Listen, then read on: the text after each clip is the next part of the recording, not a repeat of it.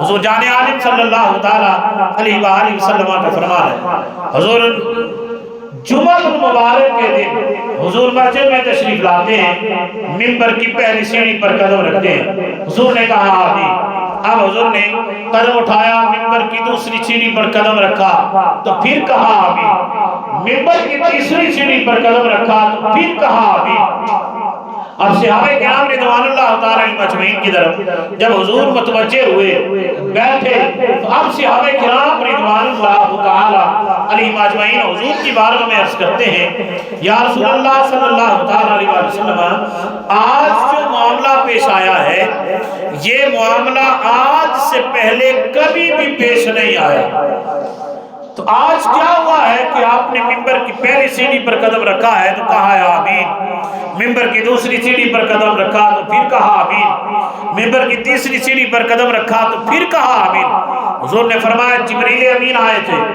جبریل نے 3 دعائیں کی تھی، جب میں نے منبر کی پہلی سیڑھی پر قدم رکھا تھا تو جبریل امین نے یہ کہا، یا رسول اللہ صلی اللہ تعالی علیہ وسلم، وہ شخص تباہ و برباد ہو جائے کہ جس نے اپنی زندگی میں اپنے والدین کو بڑھاپے کی حالت میں پایا، ان کی خدمت کر کے اس نے جنت نہ کما لی، تو میں نے کہا آمین۔ اب میں نے جب منبر کی دوسری سیڑھی پر قدم رکھا تو جبریل امین نے دوسری دعا دی، جبریل نے کہا، جبریل امین نے یہ عرض کی اور یہ کہا، اب یہ دعا کی اور ایک صورت میں بد دعا بھی ہے، اور وہ بد دعا کیا ہے؟ کہا کہ یا رسول اللہ صلی اللہ تعالی علیہ وسلم، وہ شخص تباہ و برباد ہو جائے جس نے ماہ رمضان المبارک کو پایا اور اس نے اس کے روزے رکھ کے اس کا ادب و احترام کر کے اس نے اپنے اوپر جنت واجب نہ کر لی، وہ شخص بھی تباہ و برباد ہو جائے۔ حضور فرماتے ہیں میں نے کہا آمین۔ جبریل امین نے منبر کی تیسری سیڑھی پر قدم رکھا اور جبریل امین نے یہ دعا کی،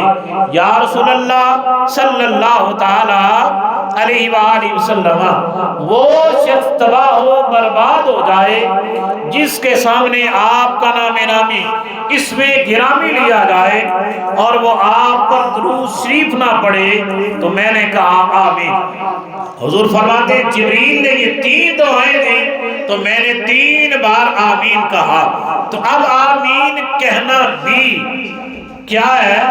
آمین کہنا بھی دعا ہی ہے۔ تو حضور جان عالم صلی اللہ علیہ وآلہ وسلم نے رمضان المبارک کے روزوں کی فضیلت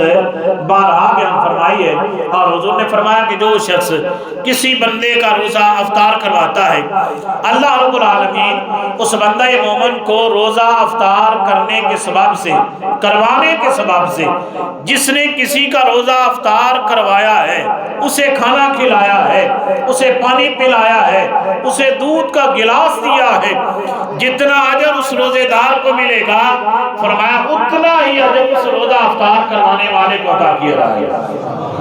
اب صحابہ نے عرض کی، یا رسول اللہ صلی اللہ تعالی علیہ وسلم، جس کے پاس اتنا کھانا نہ ہو وہ کیا کرے؟ جس کے پاس دودھ نہ ہو وہ کیا کرے؟ جس کے پاس اتنی کھجوریں نہ ہوں وہ کیا کرے؟ تو حضور نے فرمایا جس کے پاس زیادہ نہ ہو وہ 1 کھجور ہی دے دے، جس کے پاس زیادہ دودھ نہ ہو وہ 1 گھونٹ ہی جس کو دودھ پلائے، اللہ اس کے لیے بھی یہی اجر عطا فرمائے گا۔ تو یہ روزہ ہے کہ روزہ بندے مومن کی بخشش کرواتا